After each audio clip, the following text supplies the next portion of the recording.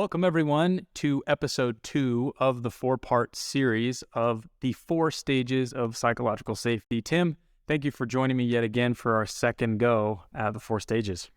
I'm excited we get to tackle stage 2, learner safety. So thanks for having me. Absolutely. Thank you for being here. For those of you who didn't get a chance to tune into the first episode, we would highly recommend that. Episode 1 of the 4-part series was inclusion safety, stage 1 of the 4 stages. So today, as Tim mentioned, we're going to be talking about stage 2, learner safety. And we've got a few topics, a few bullet points that we're going to talk about today that I'm very excited about. If you want to jump ahead or dive deeper into any of the content that we're talking about today, we would recommend the book, The 4 Stages of Psychological Safety. Dr. Clark is the author.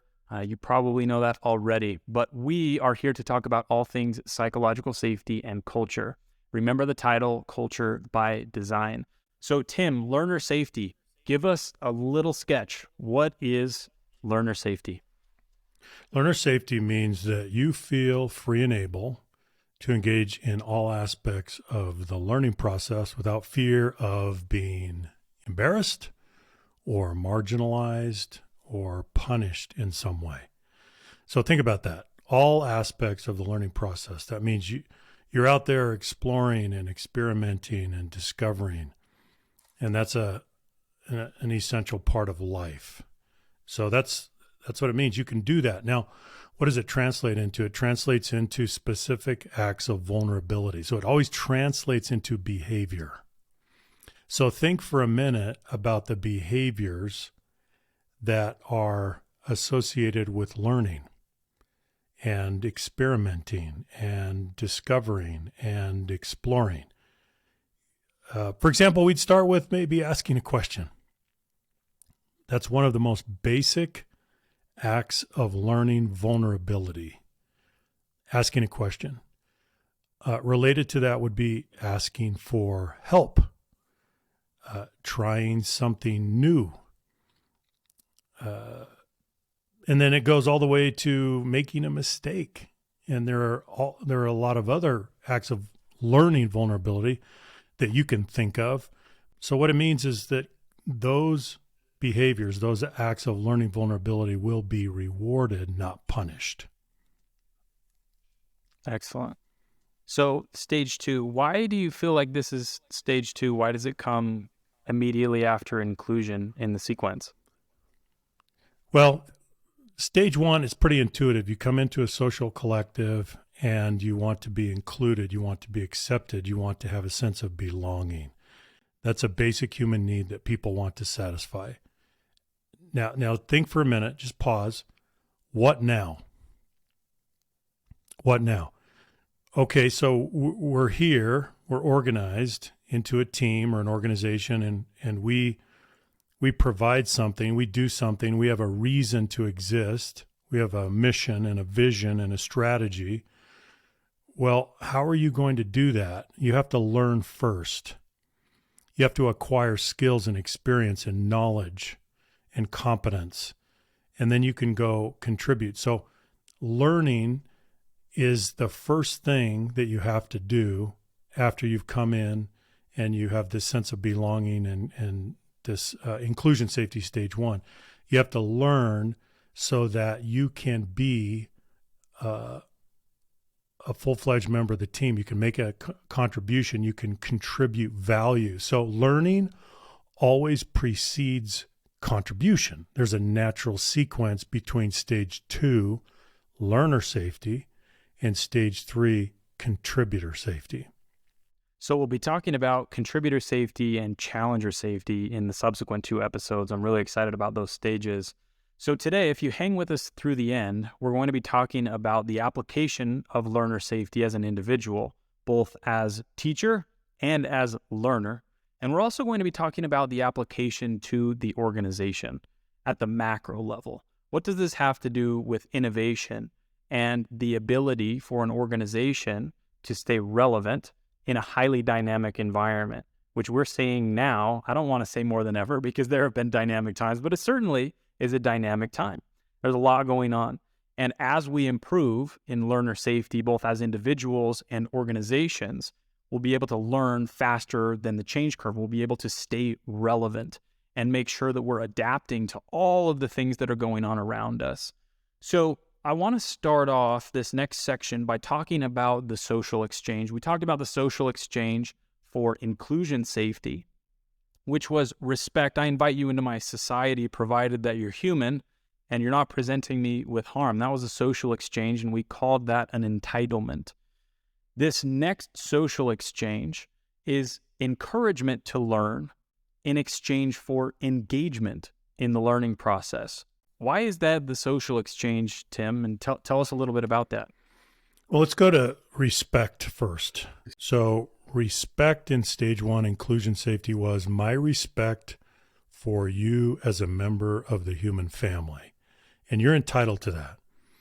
Stage two is different. Stage two, respect is based on my acknowledgement and recognition that you have a need to learn and grow as an individual. So do you see how respect underwent a qualitative change? So I respect and acknowledge the fact that you have an innate need to learn and grow. So I'm acknowledging the human need that propels, that drives stage two learner safety. So based on that, then there's a social exchange that says, I will encourage you in the learning process in exchange for you engaging in the learning process. So we as the team, we provide the encouragement for learning, and you provide the engagement for learning. And it's that reciprocation, it's that social exchange that makes it work for stage two learner safety. So there's two parties, right? One who's teaching and one who's learning. It's not as straightforward, but in most instances, you're going to be in one of those roles. So who goes first? Is it up to me as the learner to get in there, to dig in, start asking questions? That seems pretty reasonable. Or an also reasonable argument would be that, I don't know where to start. I am coming with some experience or whatever the case may be. So I can see arguments. Where do you fall on this? That's a question that we asked ourselves as we were doing the research. Who goes first? Is there some kind of moral obligation here? Is there some kind of responsibility or accountability? And very clearly it emerged that the team and the leader have a first mover obligation. Now, why might that be? Think about it. If a person comes into your team as a new member, you cannot assume that that person arrives ready to learn. Often they're not ready. Maybe they don't have confidence. Maybe they don't have a sense of self-efficacy. Maybe they've come out of trauma. Maybe they don't know how to learn. There are several reasons why assuming that someone arrives on your team ready to learn is a bad assumption. And so what all of that says is that the leader and the team have a first mover obligation and responsibility to provide the encouragement, because often you will have members of the team that are not ready to learn. They may be cognitively ready, but they may not be emotionally ready. And so they are therefore impaired as learners.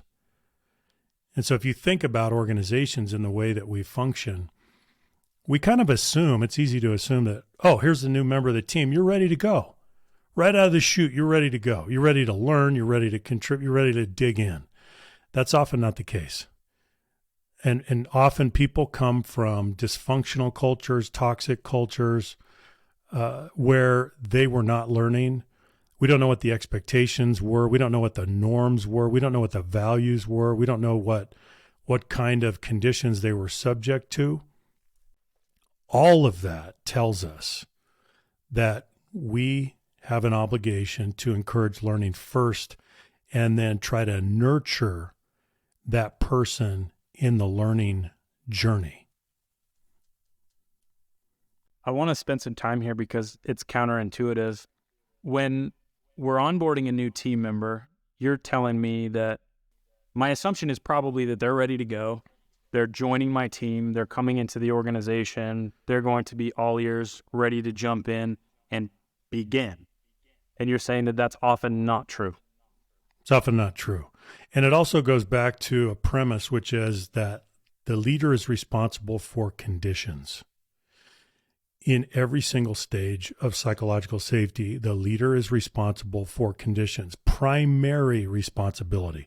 Now, do the other members of the team have a responsibility? Of course they do. But the leader has primary responsibility because the leader sets the tone. The leader has the greatest influence in forming the prevailing norms of that team. So we can't lose sight of that. The leader can never relinquish that responsibility to nurture those conditions and sustain those conditions that are conducive to learning. You can't delegate that. And if you try to delegate it, you're going to get in trouble. So we talked about last week that we experience as humans the inclusion safety or lack of it from the time that we enter this earth and to the end when we leave it. Is that the same for learner safety, or is that a certain period of our life? Do we grow out of it? I don't think we grow out of it, Junior. I don't think we grow out of it. Well, here's why. Regardless of what you achieve and regardless of what you learn, you always bring some level of fear and anxiety and inhibition to the learning process. And that never goes away. Now, it may be reduced significantly, but it never completely goes away because learning means that you're moving from the known to the unknown. There's some trepidation associated with that never goes away, never quite. And that's probably a good thing. So I think it stays with us. Now, some people become very competent and very capable, and that's fantastic. But I'll tell you what, I can't tell you how many executive teams that I've worked with, and they're just as scared to raise their hand and ask a question as anyone else. Why? Because, especially, think about it. If you're in a senior leadership position, what do people expect? They expect you to be competent. They expect you to be knowledgeable. They expect you to be experienced. They expect you to have superb judgment and understanding and wisdom. So you don't want to expose the fact that you don't have all those, at least you don't have all of that. And of course you don't. So you can see the turmoil and the conflict and the misgivings that this creates in the heads and the hearts of leaders. Should I ask a question? And so when they're with their peers, you watch an executive team when they're with each other, they can be very guarded, very careful, and they don't have the learner safety that they need to have. So we got to work on this. Now, let me just go back, Junior, to what you said. Let's zoom out to the macro level and let's think about learning. What is the imperative? What is the organization's imperative when it comes to learning? It is to develop learning agility. What is learning agility? To learn at or above the speed of change. That's the imperative. It can't be anything less than that, because anything less than that puts you at risk of becoming irrelevant, puts you into an obsolescence cycle. So your goal is always learning agility to learn at or above the speed of change. Well, so we have that. That's guiding us. And then we break it down and we say, well, what do I need to do at an individual level and what do we need to do at a team level to make that happen? How does that become real? And this is where learning agility comes into play. You have to operationalize the concept of learner safety. And if you don't create conditions that stimulate and reward the members of the team in the learning process, you can't get there. You get part of the way there, but you're not going to get close to the potential of that team. So in order for the team to reach its potential, they need to learn at or above the speed of change. Is it just didactic? Is it textbook learning? Is it skills? Is there another component? Because we don't do this well, right? Yeah. Many of us don't do this well. Many teams and organizations don't do this well. So is it because they have bad information? Is it because they have poor systems? Informationally, they're not getting good data. Why do we fail? Well, our systems are better than ever. Our technology systems anyway, right? Yeah. I think the short answer is we shut each other down. We just shut each other down in the learning process. We trigger each other's instinct to self-censor. We trigger that self-censoring instinct in each other, and then what do? We recoil. We withdraw. Right? I mean, Junior, you've got examples in your own professional experience, in your own educational experience, from when you're young all the way through. It's not. Oh, yeah. It doesn't change, right? So we go from very didactic to very interactive. I mean, just reflect on it in your own life. Yeah, it makes me think about some of the experiences you mentioned that I've had educationally, professionally. It is part of my motivation for the question, like, do we grow out of this? Because I've seen this vulnerability inside learning from the time I was very young to very recently, and it does not seem like this is something that's going to expire. Like, the vulnerability in learning is going to expire at some point. I remember in third grade. And I don't remember how old you are when you're in third grade, 8 or 9. Yeah. And I was in school, and I went and asked my teacher. I had heard this word. Someone said this word, and it was the word deteriorate. I heard this word. I'm 9. What 9-year-old is interested in a word like that? I don't know. But I went up to my teacher, and I said, hey, how do you spell deteriorate? I'm 9. There was no weird motivation behind my question. I wanted to know how to spell this word. And my teacher looked at me and said, you don't even know that word, let alone needing to know how to spell it. She didn't ever tell me how to spell it. So I remember being 9. That's amazing. Iced the question. I'm 9 years old. And so I remember thinking, okay. Looking back, maybe she didn't know how to spell it. But it was funny because I just went and sat down, right? Yeah. She didn't give you the answer. She said, don't worry about it. Yeah. And guess how many times I asked her to help me with another word? 0. Not ever again. And it makes me think, okay, if that happens to you, and by and large, I had fantastic educational experiences, but it makes me wonder about those who aren't so fortunate to have the majority of the experiences be positive.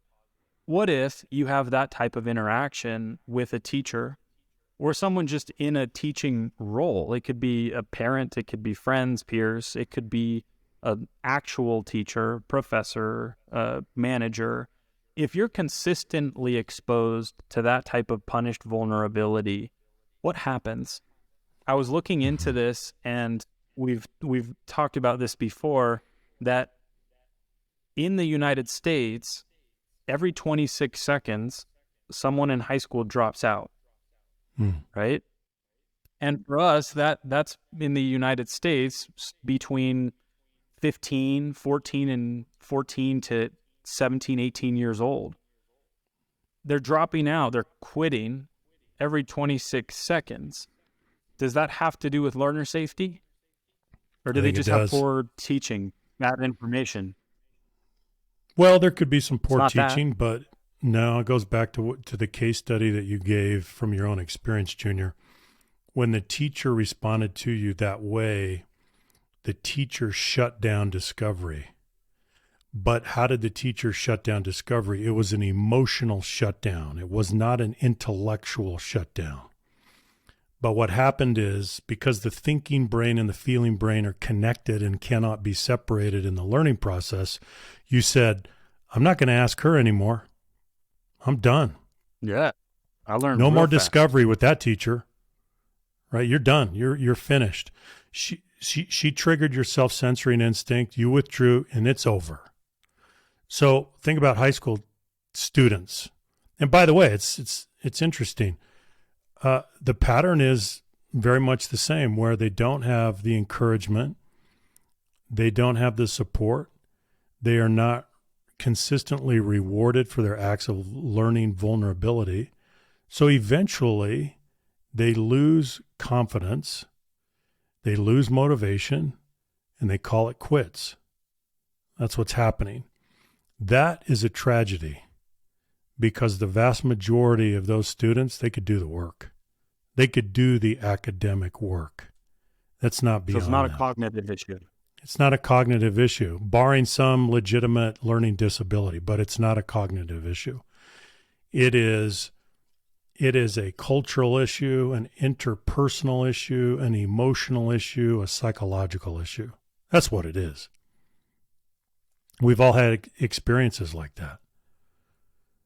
And I know the questions that I've been asking down this vein have been somewhat loaded, but it's to make the point that it's not about the information that we have access to. It's about the culture that surrounds the information we have access to. That it's an emotional process just as much, if not more, than it is a cognitive process. Yet, we often think about those two latter things. We think about the information itself, and we don't look at what surrounds it. We think about the cognitive ability and not the emotional ability that surrounds it. And so it's fascinating to me, and a lot of these patterns I'm seeing across the stages that we talk about and some of the examples is we give attention to those things that come downstream that are perhaps easier to measure, that are perhaps more quantifiable and goaled against. Yet there are these soft areas that are more subjective and in many cases, arguably, more important. And so the dropout epidemic is something that's fascinating to me because, as you say, most have the ability to do the work, yet they don't. They decide not to. And the alternative, it's not like they're blind to the alternative. Some might be more than others, but what's the alternative to continuing and finishing? It's bleak. It's bleak, yet some are deciding, that's the best route. And it makes me think about professionally how much of this is also happening. How many drop out, right, for lack of a better word, and decide I'm not going to continue to pursue this. I'm going to lay low. I'm going to go under the radar. I'm not going to ask questions. And many have found themselves in that situation because of their lived experience. Maybe they were in high school, asked the question, and it was punished. Maybe they made it through, but somehow they are feeling the period effects of some of this past experience. It makes me think about third grade, then I go into fourth grade. The teacher doesn't know my experience in third grade, much like the manager receiving a new cohort does not know where they came from or what happened. Yet they're still responsible to provide an environment conducive to my learning. So it makes all the sense in the world to me, thinking through my own experience, that coming into a new environment, I may be a little bit timid. I may have some trepidation, a little bit of apprehension before I really dig in.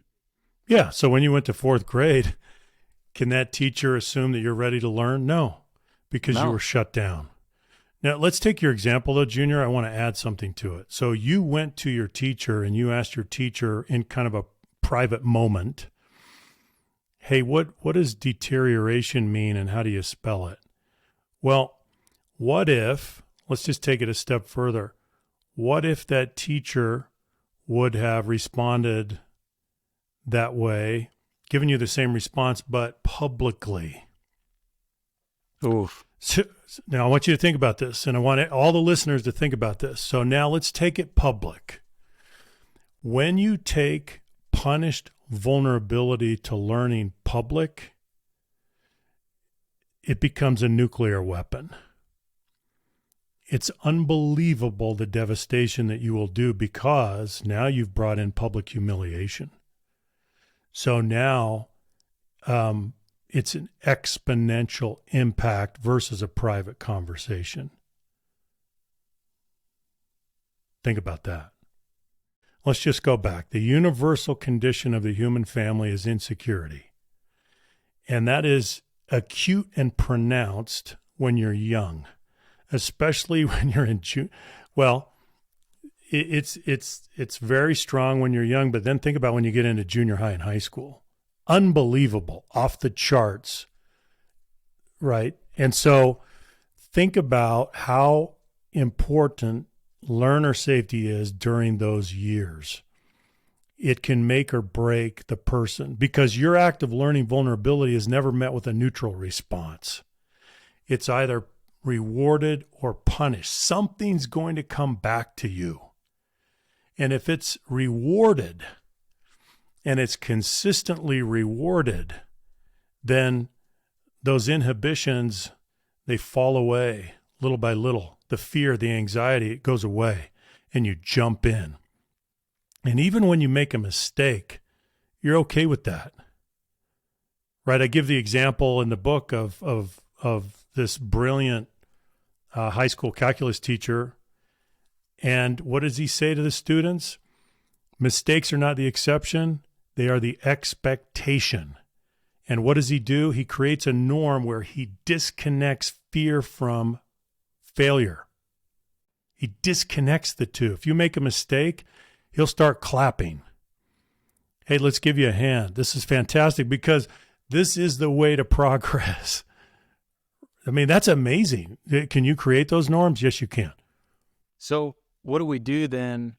He claps for failure, but we don't want just failure. We need progress. We do want right answers, right? So how do we balance those two things? Because that's a huge part of learner safety is making mistakes allowable, yet we don't want to jeopardize in a significant way what we're doing. So there's some risk there. And I think that's one of the things that people have the hardest time reconciling is this dichotomy, which is we want high performance and we want close to no mistakes, especially when the risks are high.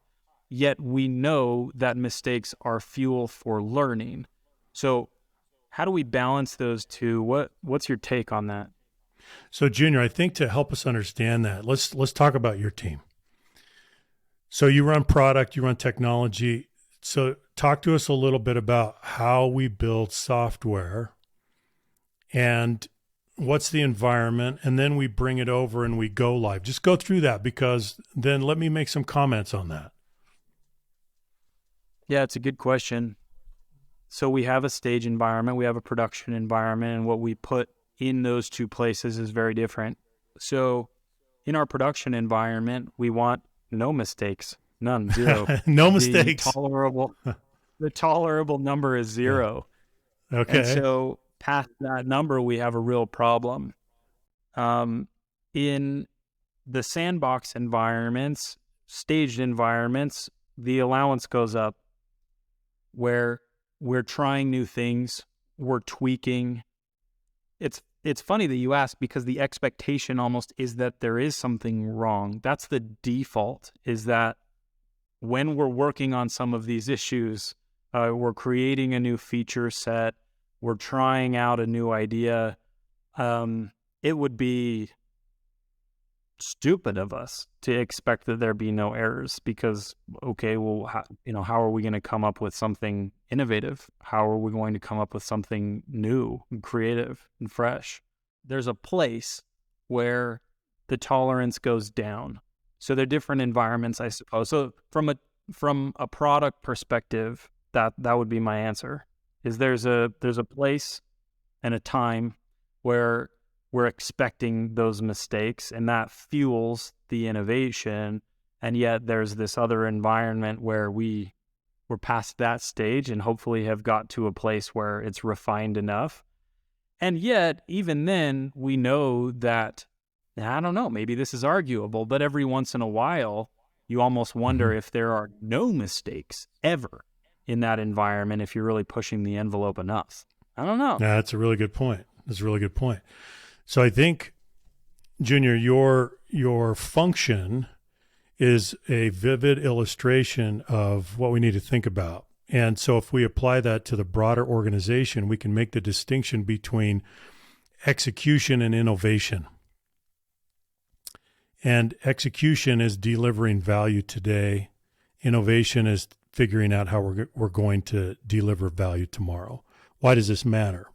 Because on the innovation side of the ledger, that's where we do explore. That's where we do experiment. That's where we do discover. That's where we learn from mistakes. It's the raw material. That's the intent. But when we move over to execution, the stakes are incredibly high, and we're trying to eliminate unforced human error.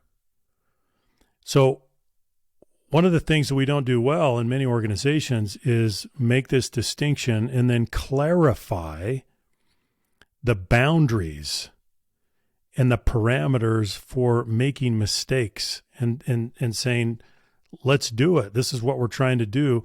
But now we're coming over to execution, so we're going to lock it down. We're going to try to be as flawless as possible. Now, we won't be completely, and we're still going to learn a lot over on the execution side, but we need to just clarify, and we need to create conditions and an environment where we can make mistakes, and everyone's invited to participate. We don't do that well in a lot of organizations. People don't understand the difference. Oh, I'm doing innovation. Oh, I'm doing execution. Okay, I have latitude for bounded error over here. Over here, the stakes are high, the margin of error is low, and we're going to try to not make very many mistakes. So we need to clarify that, like software. Yeah, like software. It's fascinating that you asked that as the example, because it's so cut and dried, and it makes so much sense when you talk about it in that environment. And translating it into other applications becomes more difficult. But there are a lot of analogies you can think about. The difference between batting practice and being at the plate during the championship game. The difference between being in a simulator and an actual F-18. The difference between working on a dummy and being in live heart surgery. There are times and places for the mistakes and for the learning to occur and to push the envelope. And there are times where we really can't have much tolerance, if any, for mistake. And I think that that's also true with speed, wouldn't you say? If speed is one of the variables we're optimizing for, if we need to move quickly and also execute well, and that's probably not the time. That's right. Yeah, we don't have room for that. But we need to clarify this in organizations. We need to do a better job because there's too much ambiguity, and people don't understand. Well, are we discovering? Are we exploring? Can I learn? They don't realize that, and yet innovation is part of everyone's job, as execution is. And so that means that they need to be a part of asking questions, coming up with a hypothesis, helping to build a prototype, testing it, seeing what happens, iterating, refining, doing it again. That's everybody's job to some extent, right? Even if it's just little things.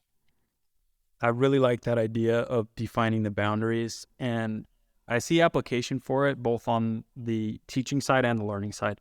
So if you're on the teaching side, I think that makes a lot of sense to say, hey, here are the boundaries. But if the boundaries aren't clear to you, let's say you're an individual contributor and you're not in charge of the dynamic, right? You influence the dynamic, but it's not your primary responsibility. probably still useful for you to ask explicitly about the boundaries, right? Like, is That's this an exactly area right. where I can take a chance, or is this an area where we can't do that? Right. Right? That Yeah. I haven't thought about that before, but that might be an interesting thing to try out.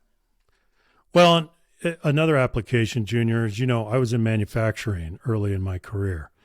And this is where safety is of the utmost importance. And so when it comes to following a safe job procedure, just for example, we want no deviation. We want no variance. Why? Because people's lives are at stake. And so there are environments and applications and use cases where we need precision, and we're not in discovery. We're not in discovery. We're in production. And that's a very different thing. I just think we need to be clear about that. Now, another distinction that I want to maybe come back to a little bit, and that is, so many of us have grown up in didactic environments where people are telling us what to do all the time. And it's just tell. And that's so dangerous because we become conditioned to be passive. And we're not transferring the critical thinking responsibility to the people. How do you transfer critical thinking responsibility to your colleagues, to the people that you work with? You do it through questions. You catalyze the process with questions. And there are three main questions that transfer most of the critical thinking: the what question, the why question, and the how question. Those three. Those three questions do an enormous amount of work. They shift massive amounts of critical thinking. And so part of the answer here for creating higher levels of learner safety is to move from the didactic to the interactive, to the collaborative enterprise, to the cooperative system. And that's hard for a lot of managers and leaders that have been doing this a while. It's hard for a legacy culture. It's hard for incumbent leaders to do this. They've been conditioned with a different model. And yet there are catastrophic consequences that can result from staying in the comfort zone of a didactic environment. One of which is, I'll just bring up one. One of which is just the assumption of alignment, right? We keep talking and telling, and then we say, does everybody got it? And everybody nods their heads. You have no earthly idea if people have it. They're just nodding their heads. So the assumption of alignment is so unbelievably dangerous. But in a didactic environment, that's how it works. We talk, and then we say, okay, are we all in sync? Do we all understand? Okay, ready, break. And then we go out and we are misaligned, and we have all kinds of unintended consequences. Does this not happen a lot? Happens a lot. Yeah. And I think we're all guilty of it too. In an effort to save time, to do whatever it is we're trying to do, we skip that part because we know sometimes we're opening a can of worms. And we ask that question and move on very quickly. We don't want to know No, we don't want to know. We don't want to know the answer. I wish I could say I'd never done that. We're going to be willfully blind, and it's okay, right? But here's a principle that relates to that. The problems that we do not solve offensively, we will ultimately have to solve defensively. Most of the problems that we encounter, they don't go away, right? They don't. They stay and they stay with us, and then they compound over time. And so we're trying to be offensive, but it goes right back to, I need to transfer critical thinking responsibility to my people. I need more learner safety.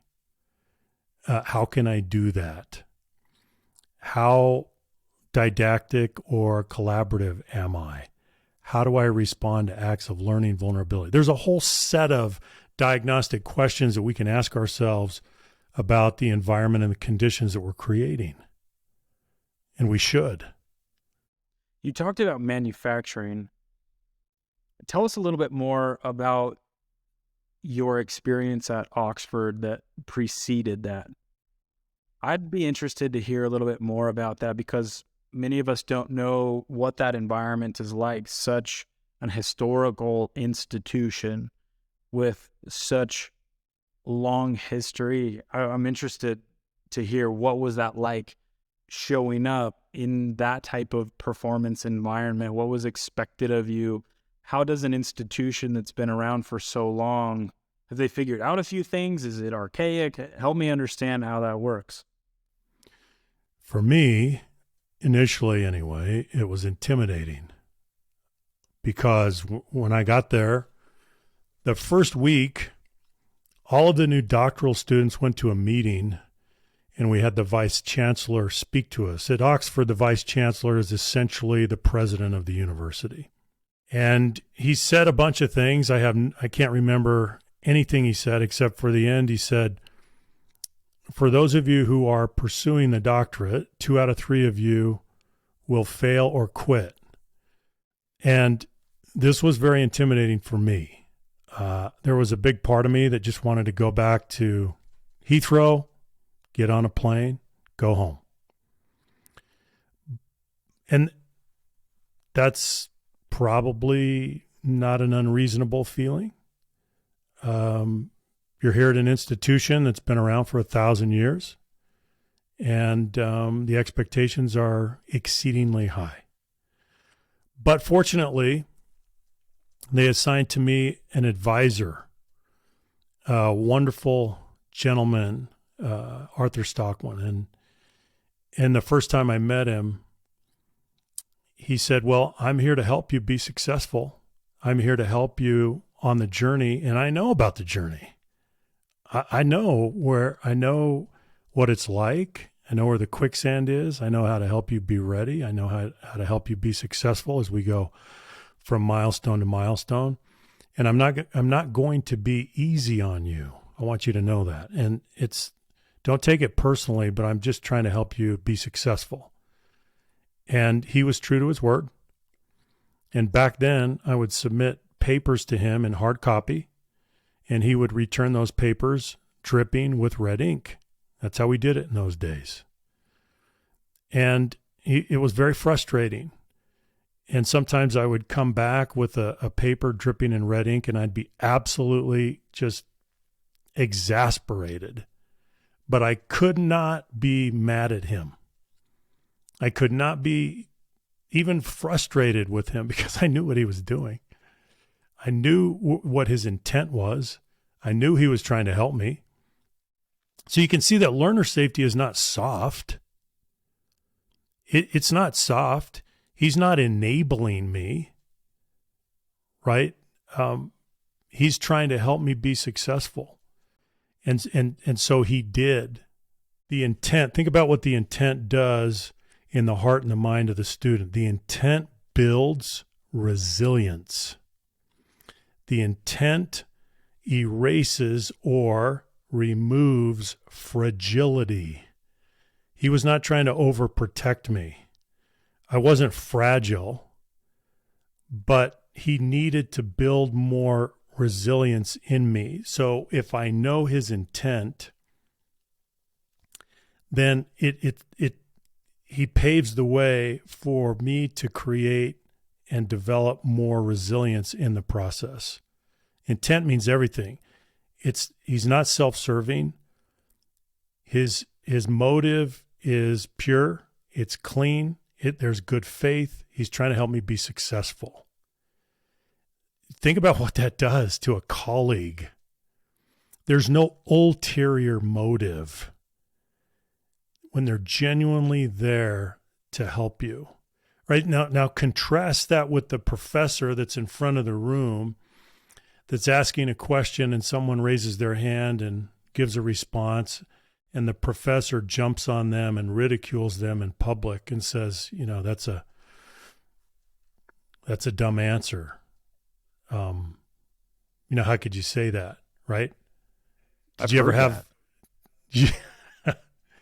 I've Okay. literally heard that.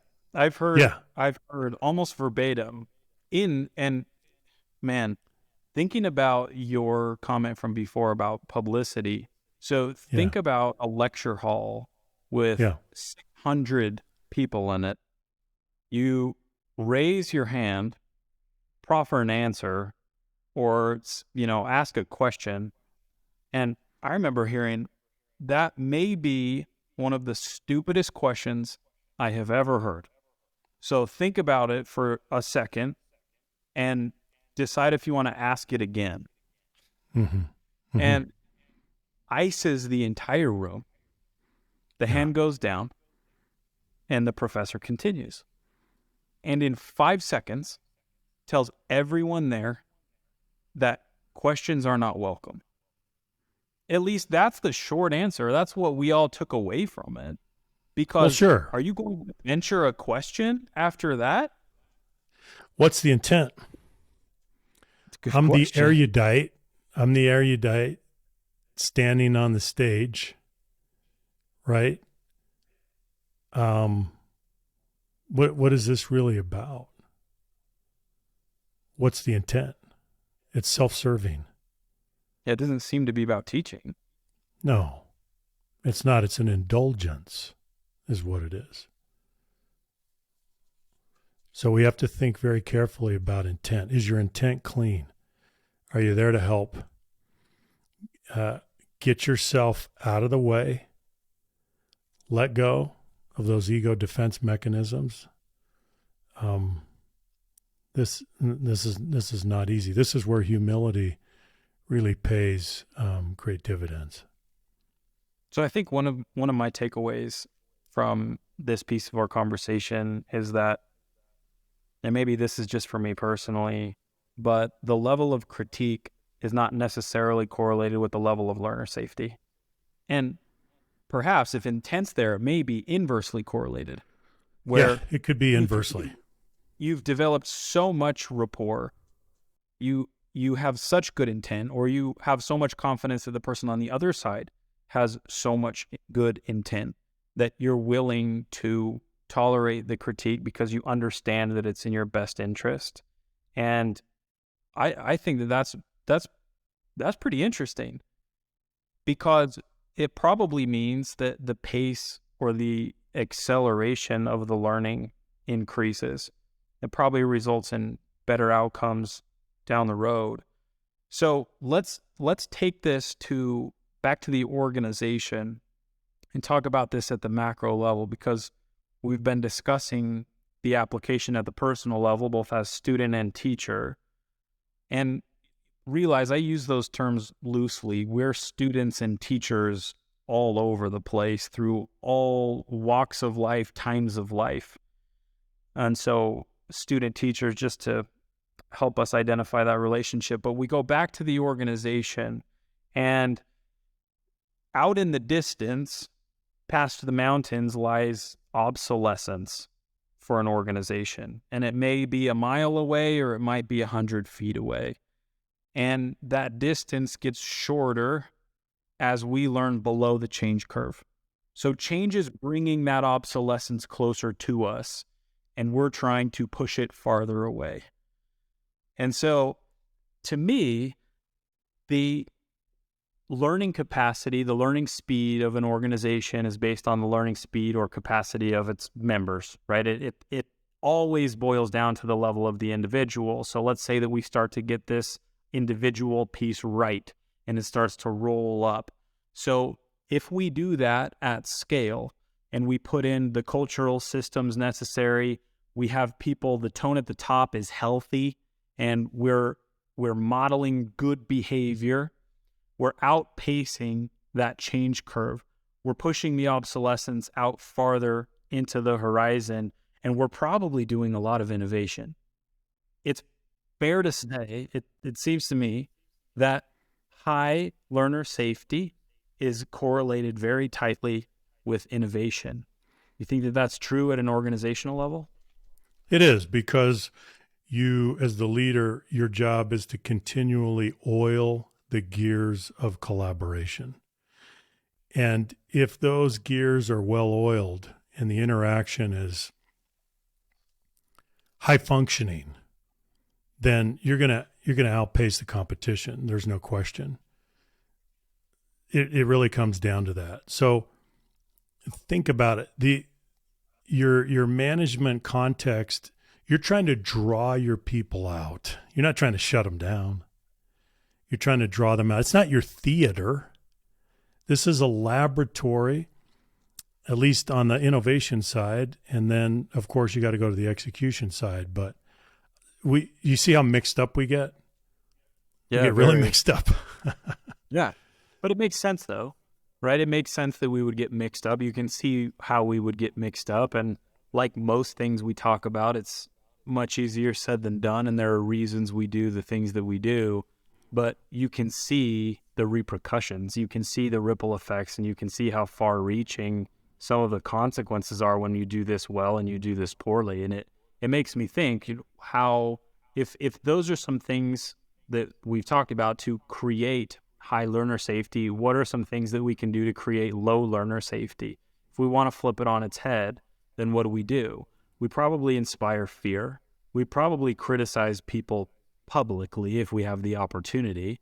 We probably tolerate no mistakes in any venue, be it innovation or execution. We probably focus exclusively on execution. And the list goes on. You can see all the things that we can do to reduce learner safety are things that we often do. And maybe it's inadvertent. Probably it's inadvertent for the most part. But we do a lot of things, that perhaps unbeknownst to us are eroding or corroding the learner safety that we have.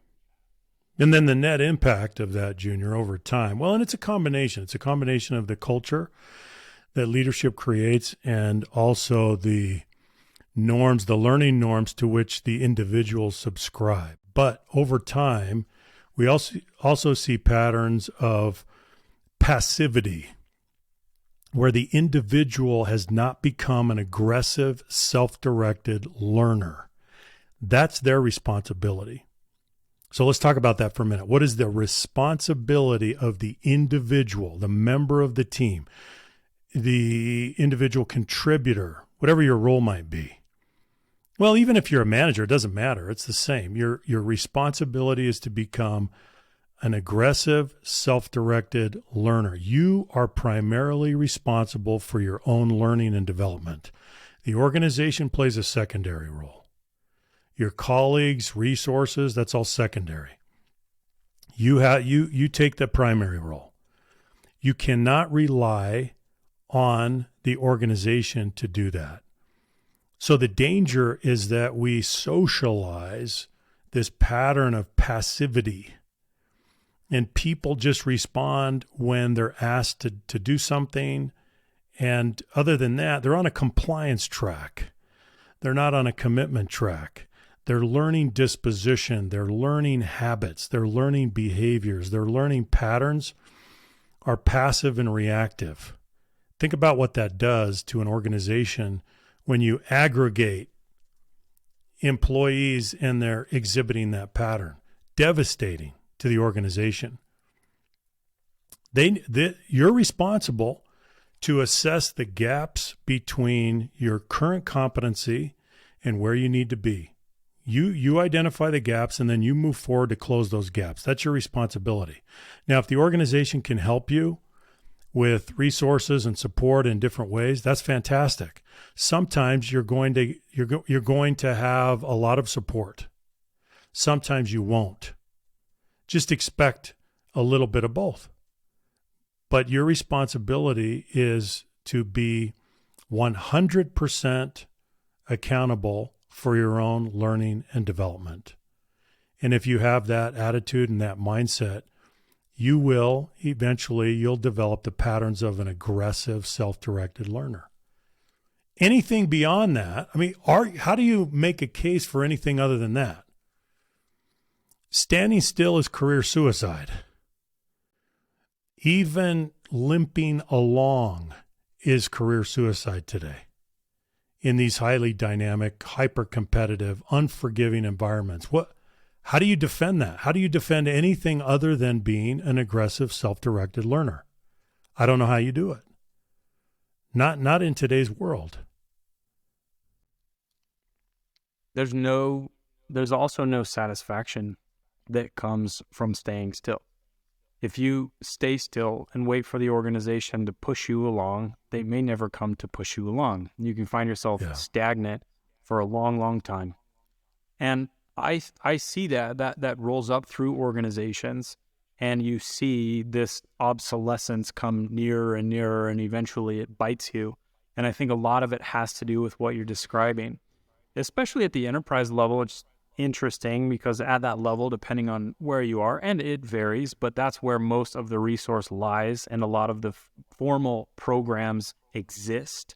And so the pressure, the external pressure that comes almost out of necessity to learn, to stay relevant, that goes away.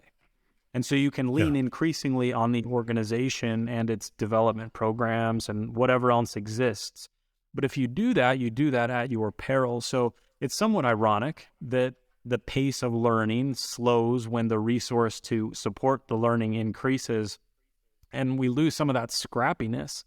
That's an interesting consideration. No, I was just going to say, I love the fact that you use the word scrappy, because that's what we're talking about. How many people do I know that have retired on the job, that are stagnant and sterile and stale, and inertia has overcome them? Many people are in that situation, but they're responsible to push that aside and to keep learning and to keep growing. And they have every incentive to do it, because their fulfillment, their satisfaction, their productivity, their success, their level of engagement, all of those rewards come as a result of continuing the learning process. Now, it takes me back to, I don't know if I mentioned it, but one of the professors I had at Oxford, he gave me the single best piece of advice that I had, or that anyone gave. He said, the most important thing you can learn in school is how to learn when you get out of school. It's not some fact or theory or principle or right? That and that has proved to be true. The most important thing you can learn in school is how to learn when you get out of school, so that for the rest of your life, both in personal life and professional life, you're progressing. You've become, you have become an aggressive, self-directed learner. You give yourself your own curriculum. You identify your gaps, and you're always moving forward. You're getting a little bit better every day. Yeah, it makes me wonder, how far would you have made it if outside your academic career you learned nothing? You wouldn't have made it very far. No, you're done. You're done. You're done. There's no such thing as permanent qualification, right? There's nothing like that. You've got to keep moving forward. That's how it works. So it's, as we talked about in the beginning, the social exchange, encouragement to learn in exchange for engagement in the learning process. And that engagement in the learning process is each of our responsibilities, regardless of what's on the other side. The onus lies with us to become better, to become more skilled, to identify those gaps, as you mentioned, and close them. So I think that's enough for today. We could go on for a few more hours, couldn't we? Yeah, but I do want to underscore one thing, and that is that your knowledge, your skills, your experience, your competence, it's all portable. You get to take it with you. So your operating assumption should be, sometimes you're going to have a good leader, a good boss. Sometimes you're going to have a poor leader or a poor boss. Sometimes you're going to have a lot of resources and a lot of support for your learning. Sometimes you're not. There's no surprise about that. It's going to be a an experience that weaves through both of those kinds of environments. Sometimes it's great, sometimes it's not so great. What are you going to do about it? You've got to take ownership for the learning process. And hopefully the leaders will take ownership for creating high levels of stage 2 learner safety so that you can really accelerate. There are a couple things I want to mention as we wrap up today.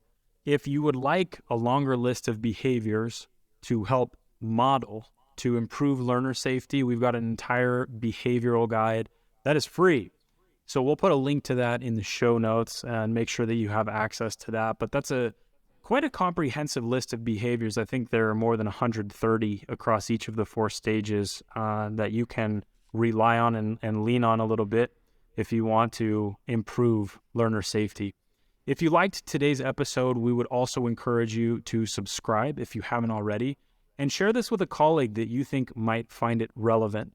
That helps us out tremendously. So if you're a fan of the content and would like to support us in continuing to do these episodes, that would help us out a ton. Be sure to tune in next week to Stage 3, Contributor Safety, as Part 3 of the 4-part series. We're excited to talk about that one.